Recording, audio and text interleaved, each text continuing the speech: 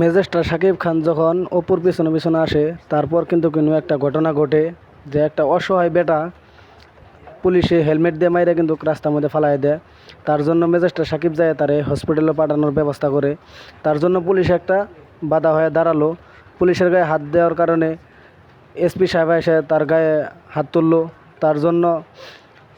তার জন্য সাকিব কিন্তু মনে কোনো কষ্ট বানাই। যখন নাকি তার প্রেমিকার গায়ে হাত হাত দিছে, তখন কিন্তু সাকিব খান আর থাকতে পারে নাই। তখন কিন্তু এসপি সাহেবের 12টা বাজিয়ে দিল।